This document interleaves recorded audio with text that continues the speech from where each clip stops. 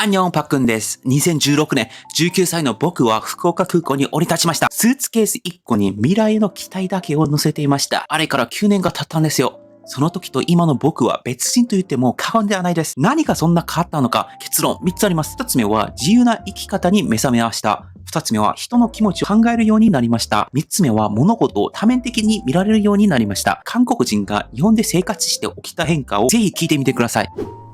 まず一つ目はですね、自由な生き方をするようになったという話ですが、韓国で当時の僕は完全に引かれたレール上を走る新幹線になることを求められた気分がしました。ソウル大学に行ってサムスン電子に入社して年収1000万円をもらってベンツに乗ってカンナムのマンションを買う。これが達成できたら誰もが認める勝ち組人生。今思うとですね、人生ってカタログスペックなのかと思いますね。僕はそのレールの上に立つことを目指して息も絶えず走っていました。毎日12時間、活字のインクの匂いを吸い、夜10時、コンビニで買ったハニーバッターチップをかじりながら無感情で暗記を繰り返す。夢なんて寝る時しか見られなかったです。でも2017年春、僕は九州大学伊東キャンパスに入学しました。そして全てが爆発しました。大学にアニメ研究会？ガンダムと恋愛観の論文書いてるの？は？バイクに乗って毎週旅に出る？バイト代に全部突っ込んで名門大学を出たのに地元帰って公務員するの？この正解のない人生に溢れていました。もう韓国式の表現を借りるとですね。そこからですね、いろんな人に出会ってきましたが、例えば本業より草野球をやってる時間が多いんじゃないかレベルの野球女子とか、池袋で高い笑い声を上げながら歩いているアニメ好きの女の子、渋谷のどこかでギター一本で生活している音楽人、誰もそれ何の役に立つの？なんて聞かない。もちろんいるとは思うんですが、少ないってことですね。誰もが自分の好きを生きてる。そして何よりそれがめちゃくちゃかっこいいんじゃないかなと思ったんですね。思い出すのは東京錦糸町の野球場で見かけた60代のおじいちゃん、20代の若者と同じチームで野球をしながらも笑顔が止まらない。人生は誰かの期待じゃなくて自分の感性で決めるもんだなと思いました。あの時、空に打ち上がったおじいちゃんの打球が僕の中の韓国テンプレ人生も飛ばした気がしました。今僕が目指しているのはですね、港区のタワーマンションでもなくて、年収5000万円でもなくて、フェラーリでもありません。好きな人たちと好きなことをやる人生。もうそれがあれば僕はもう幸せです。その上にホームラン打てたらなお気持ちよいぐらいかな。僕はそれで良いと思いました。仕事に疲れたことはあっても人生に疲れたことはありません。それは誰かに人生の評価を委託するんじゃなくて、自分で人生を書き換えていく力を持つこと。そしてそれを教えてくれたのは9年間日本で出会った人生を自由に泳ぐ人たちでした。二つ目の話はですね、より相手の気持ちを考えるようになったということでした。パクン、静かにして。初めて言われたのは大学帰りのバスでした。夜8時、疲れ切った顔の人たちが眠る車内で、韓国の友人とスマホで話してた僕に、日本人の知り合いが優しく、でもはっきりと注意してくれました。座ってそんなにダメ？韓国じゃ全然普通だよ。そう、韓国では公共の場で通話、イヤホンから漏れる音、レストランでの爆笑。もちろん、程度によるかなと思うんですが、そこまで違和感ある行動ではないんですね。誰も気にしない。むしろ自由でいいじゃんという空気すらあります。でも日本は違いました。電車の中はまるで音を消した美術館。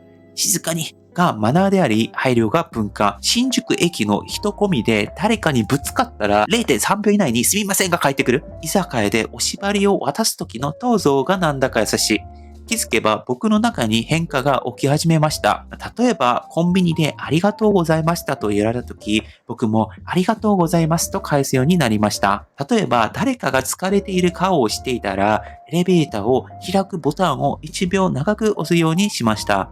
昔の僕だったら、こんなささやかな気遣い、今の頻度レベルではできなかったと思います。だって、韓国では自分の期限は自分で取るっていうのが、日本に比べると多いかもしれませんね。そこまで求められないような社会かもしれないですね。でも、日本に住んで、日本はそのおもてなしっていう考え方が強い国なんだから、気づいたんですね。自分がされて嬉しいことを誰かにもしよう。そんな気持ちいいことたくさんしようと思ったんですね。ある日、知り合いの留学生後輩から大学院入試のことを聞かされたことがあります。僕の経験だ、資料の30件分ぐらいとか、1年間のスケジュールを全部教えてあげました。そしてですね、2年が経って、あるイベントで偶然その人と出会ったんですよ。その子からですね、パクさんのおかげで大学院に受かって院生をしています。ありがとうございました。と、笑顔で握手された時、その手の温かさが今でも忘れられません。人は一人じゃ生きられない。そして優しさは言葉よりも行動よりも相手の顔を想像する力だと僕は思うようになりました。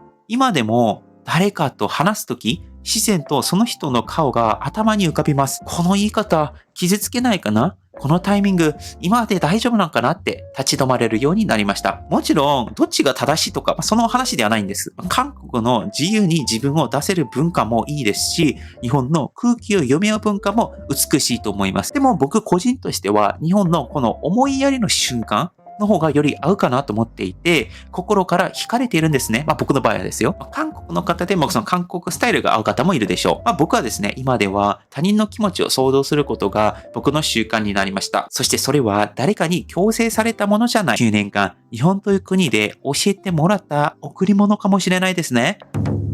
で、3つ目はですね、物事を多面的に見れるようになりました。これはどちらかというですね、日本というよりかは外国生活による変化かもしれません。昔の僕はこの世の中がですね、というかもう世の中普通に韓国基準で動いてると。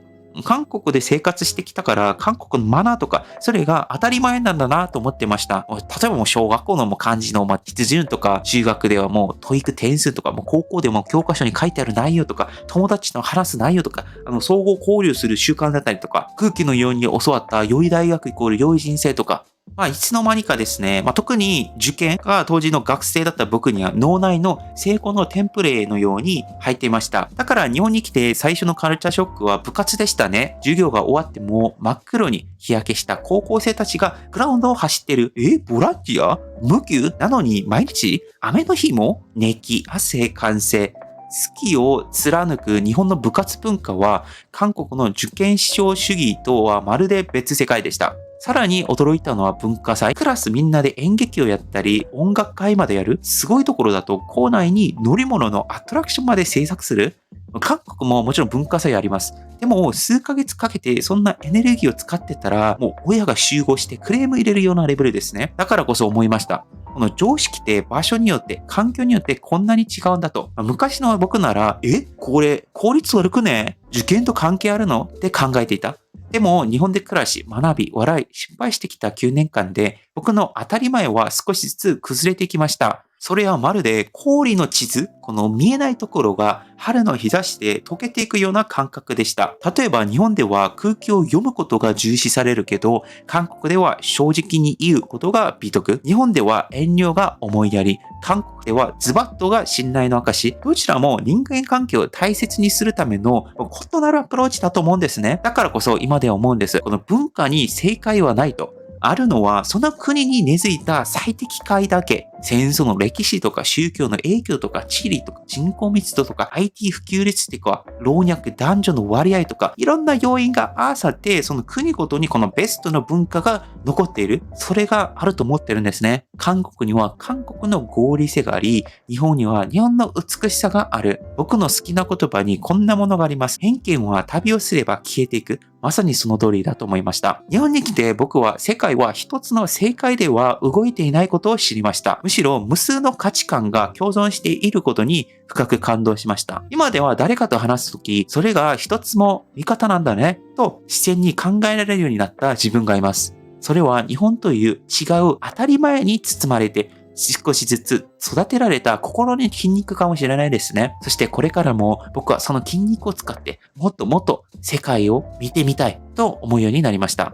9年前、僕は正解の人生を求めて日本にやってきました。でも今は正解なんてなくていいと思うようになりました。自由に生きて誰かの気持ちに心を寄せて違う価値観に面白いと言える、そんな人間になれた気がします。昔持っていたこんな問いが浮かびます。自分の人生に地図を描くのは一体誰なんだろうと。今の僕はこう答えます。地図は自分で描いていい。しかも何度でも書き換えていいものだと、もしあなたが少しでもこうでなきゃとかと苦しくなった時に、日本に来たこの一人の韓国人留学生の物語がほんの少しでも参考になれたら嬉しいです。皆さんはこの話を聞いて何を思いましたか？コメント欄でぜひ教えてください。チャンネル登録と高評価で応援もぜひお願いします。以上、パクンでした。アンニョン。